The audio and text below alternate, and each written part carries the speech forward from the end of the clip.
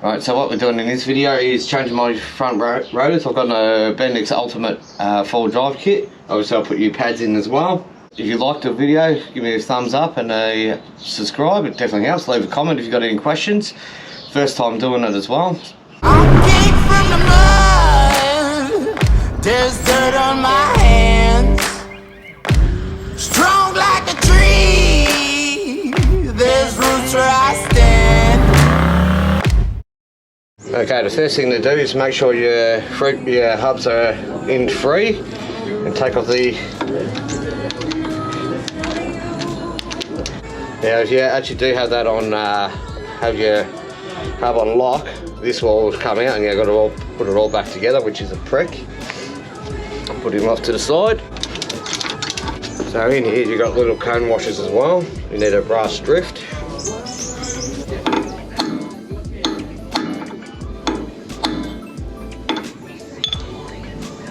Loosened. I usually do these one at a time because they can come flying off pretty hard as well when you lose them.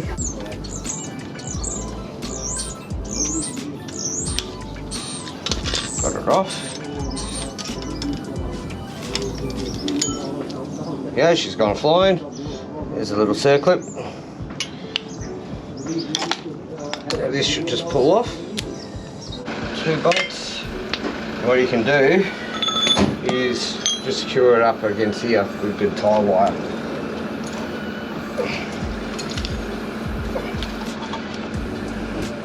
She might be a bit tight.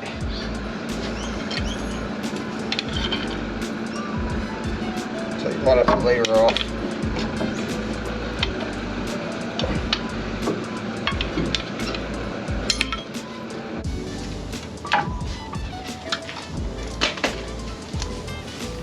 Okay, so that's your ABS sensor.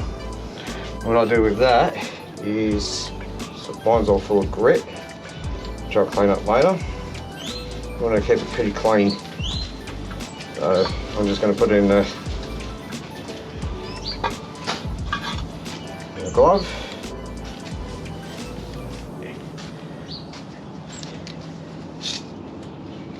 I'll just cable tie him out of the way. So yeah, if you've got a nut here, you also go looking for it in the grease. You got a little locking tab you have to get rid of.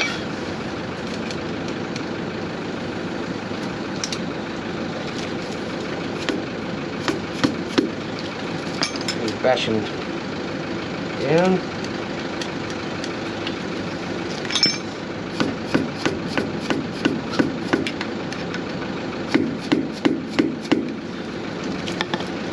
Should allow you to get the socket on. These came in on pretty tight. Can be a bit of a prick. So that's the first locking one off. Then with a screwdriver, should be able to pluck the lock washer. You can see there's a tad bent back.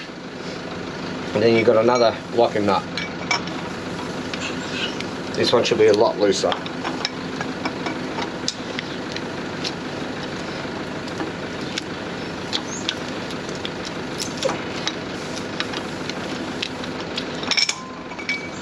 Also a little hot tip, if you buy one of these, don't buy one like I did with the 3/8, get a 1/2 inch drive in it. So you end up snapping them when they're up really tight.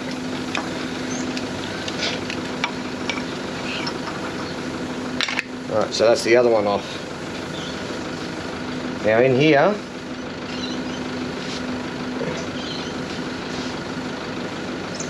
there's a little seal, a little washer, flat washer.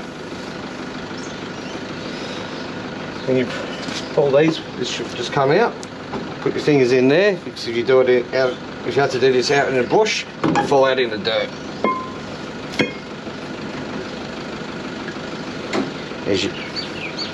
There's a locking, there's the washer, there's the bearings. Okay, now I'm just taking off the rotor because I'm changing my rotors as well.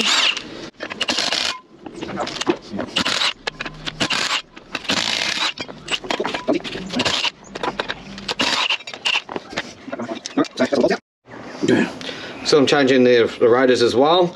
I'm going to actually I've got to separate the rotors from the actual hub. The easiest way to do is to just hold it up and try not to let it drop on the ground like I did. So that's your hub. There's your rotors. Easy done. Obviously you see me take it off. I've cleaned up in here with a bit of memory paper where the actual rotor sits. Just putting a bit of Loctite on there. Hand in.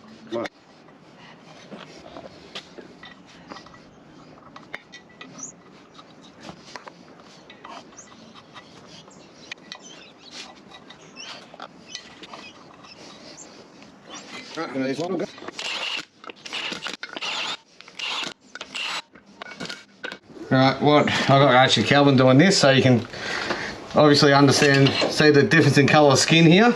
You got a wire bar here that he's just going to pull out.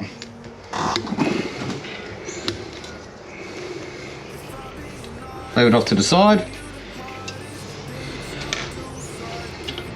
Now there's two little pins that he's just pushing in.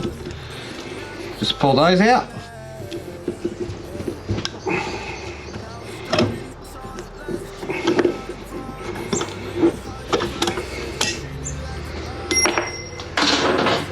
Wait a minute.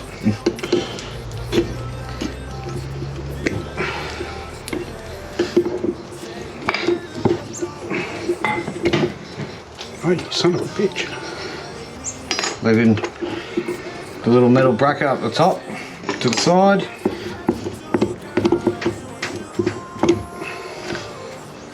Now the pads just fall out.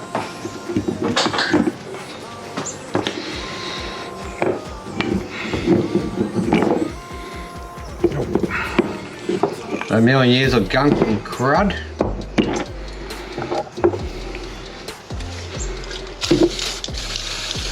We've got clean up with brake cleaner. And the ultimate brake kit, 4-wheel drive brake kit, comes with this little ceramic glue stuff. You kind of put it on all metal parts and it actually stops your brakes from squealing. Or so they stay. This is the fiddly bit. Yep. A bit more. There we go. Sweet. Sometimes a third hand helps. Sometimes. I know, many times I wish I've had third hands. No one's dirty thoughts there either. Eat pizza, jerk off and have a beer at the same time. That's the way. That's a, yeah, okay.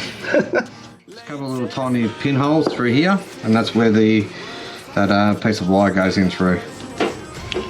Just sit in like that. And in here, you bastard.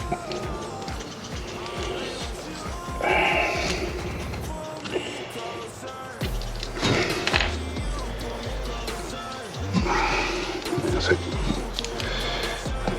Twist.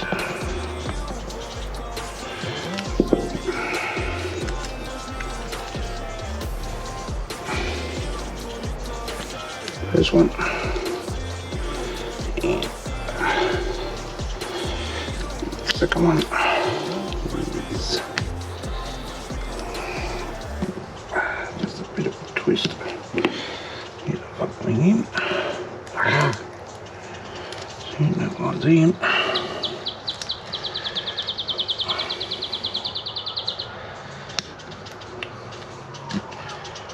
Why are you going in there? There we go.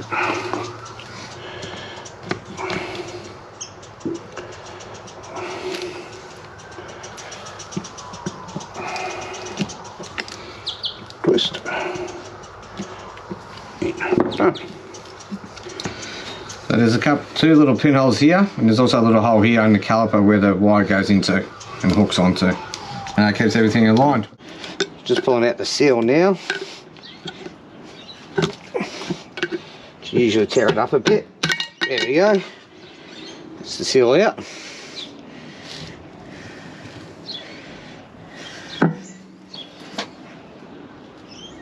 Chuck him over the side. Here's the old bearing. So I'm just knocking the racers out now. I've already knocked one out. Whenever you're doing anything like this, make sure you put them on a block of wood so you don't damage your threads. Better than the concrete. They've got little notches in here. See, there, and they're the same just below. All you do is use a brass punch, put it on the corner of it, give it a couple of whacks, find the other one, give it a couple of whacks. I usually do it in like a star formation.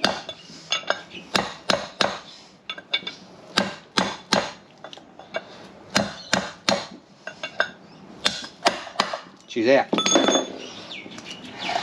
So there's the race there. Alright, so I've got that's the U bearing race. All this is nice and clean. Pop him in there, sit him on there. And then what I'm going to do is tap it in. I've got a old bearing race that I've actually cut a little notch out of it, so as it goes in, it closes in. You can get it out easy.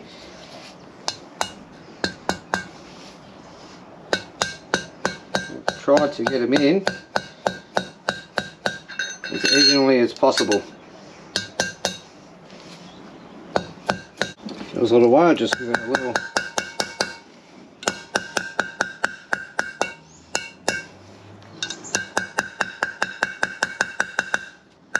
Just to make sure she's in all the way. Now you can just pull that out. The bearing in, set it into place.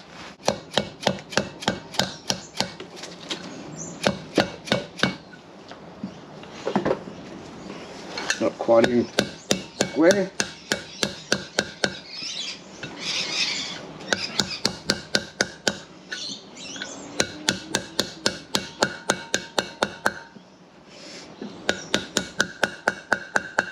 Here when it goes in all the way, just give it a bit of a feel.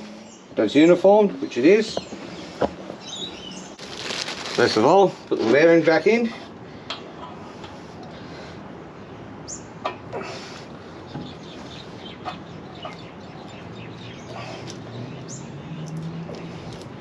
Got him seated in there alright. Then put in a flat washer. This one's got like a little bit going in that goes towards the bearing. So I've got him in. Next one will be the lock. Is the nut. It's got a little bit of a indentation there that goes towards the car. These ones are always a bit tricky.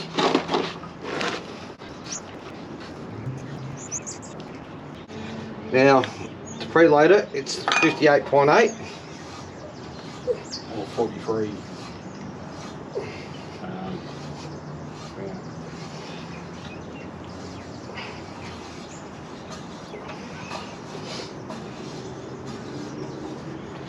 You want to kind of spin the rotor as well.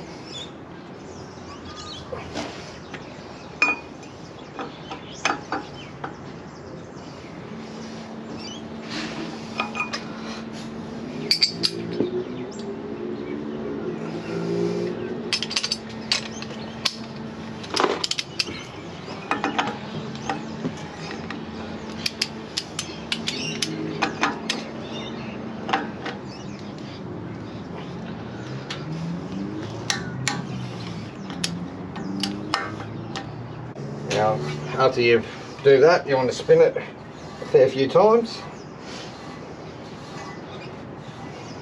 Spin it again after you back it off. What was it, Cal?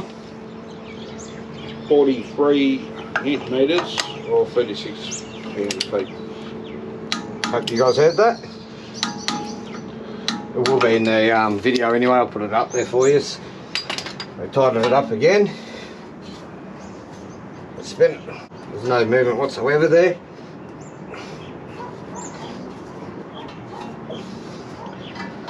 I will be checking these again anyway very shortly, just to make sure. You got your locking tab, as I said earlier, you got to bend these over. And then some nut again with the groove goes towards the car. Alright, so now we're doing this one up. What was the torque again, Cal? Good question. Alright, now it's just got to bend the little tabs over. So you can just use a screwdriver.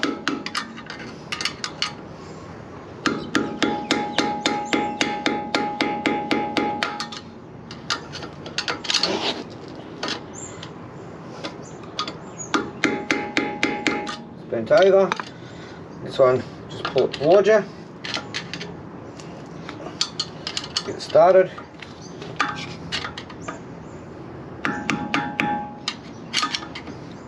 Alright, so it's the morning after. I didn't get it all quite done last night. It started getting a bit dark and a bit mildewy, so I decided to pull the pin.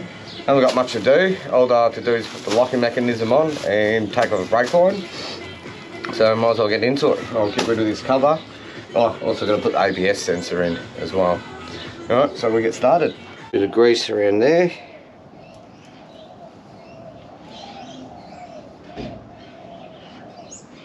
Just a smear pretty much. A decent smear. Like that. A little bit of grease in here as well. On the other side.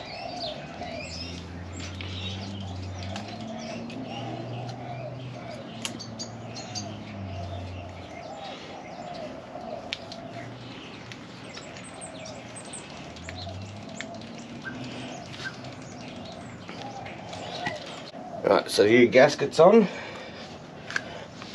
Now we're putting this on. Give him a bit of a clean up.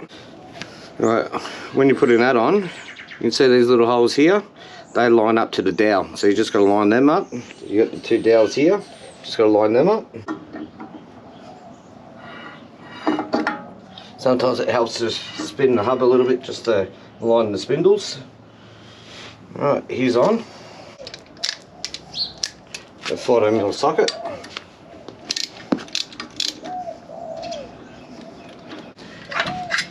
Here's the tricky bit. I said it earlier at the beginning of the video. Don't get the circlip pliers that are round like these. You need like a flat edge ones. Makes it a lot more easier.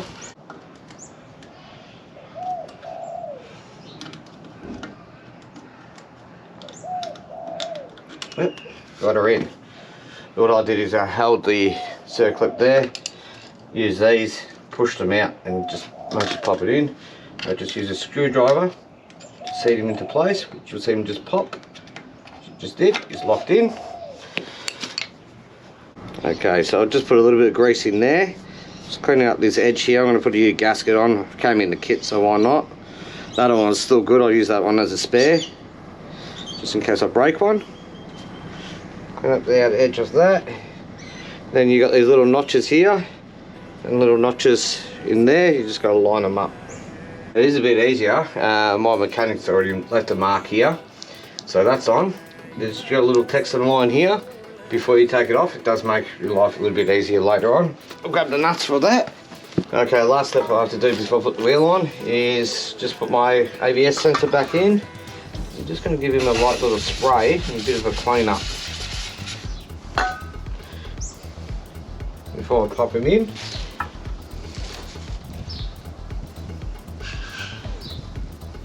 So how this pretty much works, on the back of the hub you'll see a little ridged area, and this has a little magnet in it. It picks up those little ridges. When it doesn't pick them up, I believe that's when your ABS kicks in.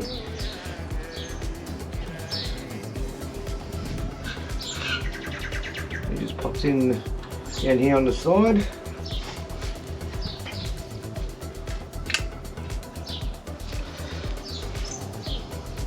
Little 10mm nut.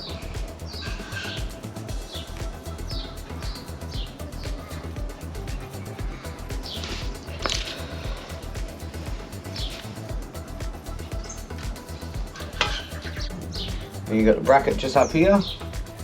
That's 13, I think, by memory. Alright, he's nice and snug.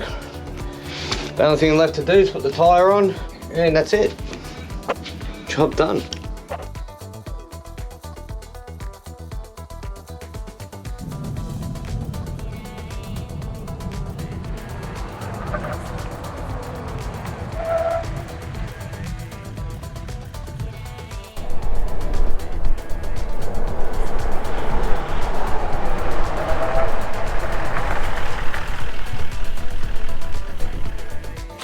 Okay, so the Bendix brake upgrade kit's been done. The front kit actually comes with braided brake lines that you don't really see in the video, but they're just under the nuts and change them out. A little tip there as well, make sure your reservoir's topped up so you don't actually get a whole heap of air in your air lines, and you do have to actually bleed the brakes afterwards. The front kit cost around about $1,200, and the rear kit was around about $579, $580, round about there, all up. They do come with everything that you need. The rear ones don't come with brake fluid, but they do come with brake cleaner, obviously, and the rear ones also don't have your handbrake shoes in it, so you might have to buy those separately. One little good point is the rear kit came with these front runner Wolfpack boxes. They're really good for travelling. I actually bought a couple more of these because I haven't got my drawer set up done yet. And all that I do is unclip,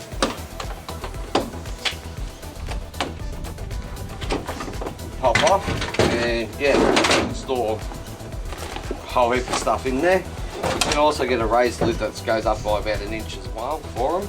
You buy those separately. The fronts actually came with a Bendix esky. I probably would have preferred the Wolfpack, another Wolfpack box, but you get what you're given. But what I do use this for now, obviously I've got the fridge, is for my dry food. So that just stays in the canopy all the time. Anything from like cans of baked beans, cooking oil, all the stuff that I generally take away is what I put in that. I did save probably around about 2 meters in braking distance, as you'll see in the video, from after doing the brake booster, the Bremac brake booster upgrade as well. Anyway, if you liked the video, give me a thumbs up, like and subscribe, and I'll catch you on the next one.